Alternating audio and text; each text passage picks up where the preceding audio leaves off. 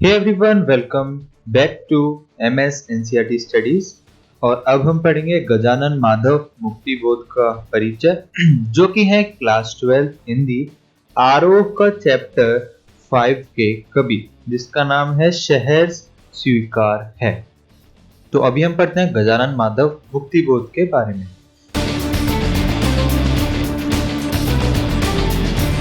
गजानन माधव मुक्तिबोध का जन्म सन 13 नवंबर 1917 श्योपुर ग्वालियर मध्य प्रदेश में हुआ। ठीक है। प्रमुख रचनाएं हैं चांद का मुंह टेढ़ा है, भूरी भूरी खाक, धूल कविता संग्रह, काट का सपना, विपात्र, सतह से उठता आदमी कथा साहित्य, कामयानी एक, पुनर्विचार, नई कविता का आत्मसंघर्ष, नए साहित्य का सौंदर्य शास्त्र, अब आखिर रचना क्यों नाम से, समीक्षा की समस्याएं, एक साहित्य की डायरी, आलोचना, भारत इतिहास और संस्कृति। निधन 11 सितंबर सन 1964 नई दिल्ली में। हमारी हार का बदला चुकाने आएगा, संकल्प धर्मा, चेतना का रक्त प्लावित स्वर, हमारे ही हृदय का गुप्त स्वराक्षर प्रकट होकर विकट हो जाएगा। हार का बदला चुकाने वाला संकल्प धर्मा कवि मुक्तिबोध का पूरा जीवन संघर्ष में बीता। उन्होंने 20 वर्ष की छोटी उम्र में बड़नगर मिडिल स्कूल में मास्टरी की।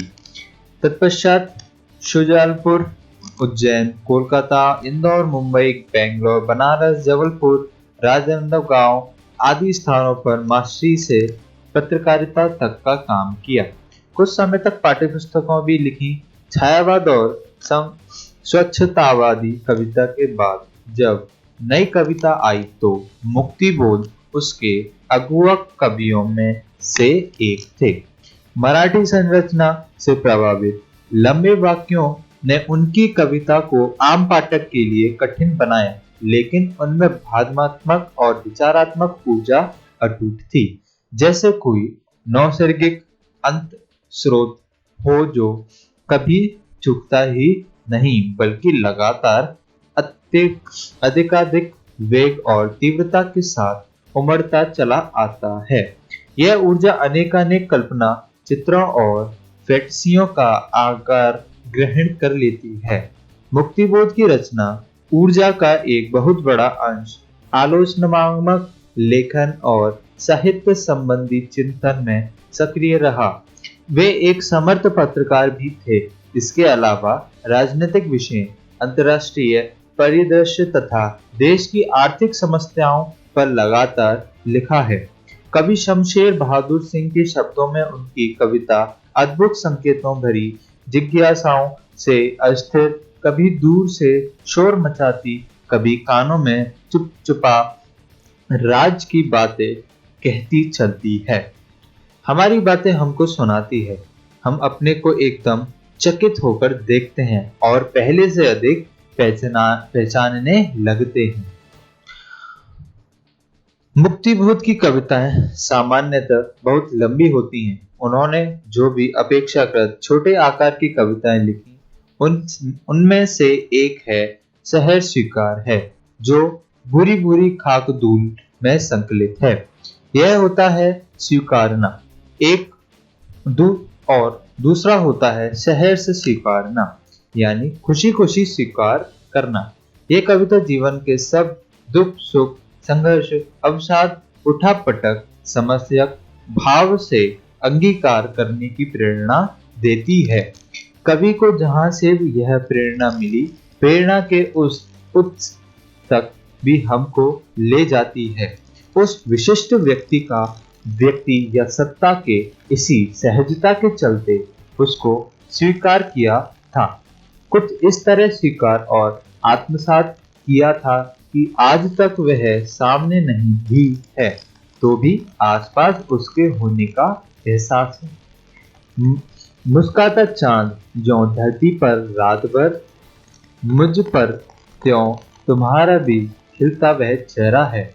चूंकि यह एहसास आपलावान करी है और कविता का मैं उसकी भावप्रवणता के निजी पक्ष से उभरकर सिर्फ विचार की तरह उसे जीना चाहता है, क्योंकि वह बृहत्तर विश्व की गुत्थियां सुलझाने में उसकी मदद करेगी। वह दिव्यांगता माँ, पत्नी, बहन, सहचरी कोई भी हो सकती है।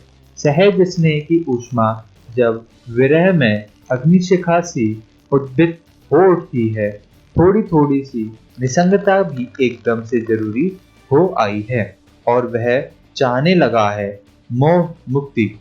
चाहने लगा है कि भूलने की प्रक्रिया एक अमावस की तरह उसके भीतर इस तरह घटित हो कि चांद जरा सा ओट हो ले। अंधेरे से सामना हो तो चित्त की ताकत बढ़े। लगातार यह भौतिक और मानसिक अवलंब अंदर एक अज्ञात भय की कायम करता है। ममता के बादल की मंडराती कोमलता क्योंकि भीतर पिराती है। बहलाती सहलाती आत्मीयता बर्दाश्त नहीं होती। दृढ़ता और तदजन्य कठोरता भी बड़े मानव मूल्य हैं, इसलिए भूल जाना भी एक कला है। अति किसी चीज की अच्छी नहीं। हर समय की भावदत्ता भी कमजोर करती है। अतिशय प्रकार की आंखें चौंधिया जाती हैं, इसलिए किसी हद तक वरेण्य हैं। अंधेरे भी विस्मृति का अंधेरा। आदमी हरदम सब कुछ याद करता चले तो जीना ही मुश्किल हो जाए। तमसो माँ ज्योतिर्मय गया। यदि एक प्रकार का सच है तो उतना ही बड़ा सच है पताली अंधेरे की गुफाओं में डूबना। भूलना दंड सही, फिर भी पुरस्कार मानकर ही ग्रहण करना चाहिए। धुएं के बादल भी पूर्ण विस्मृति घटती नहीं कर पाते।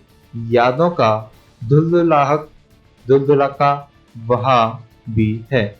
मनुष्य की संपूर्ण चेतना अंधेरा उजाला सुख दुख स्मृति विस्मृति के ताना भरनी से बुनी एक कबीरी चादर है, जिसे आत्मा चारों ओर से यानी संपूर्णता में लपेट लेना चाहती है।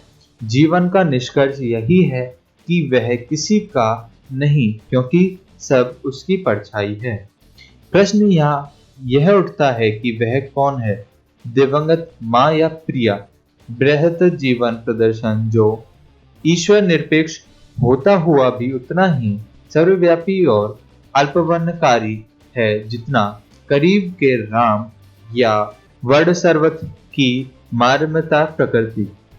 यह गुत्थी ना भी सुलझे तो भी कविता अपनी मर्म स्पृशिता और द्वंद्वविहलता के कारण उतनी ही संगत और विशिष्ट है।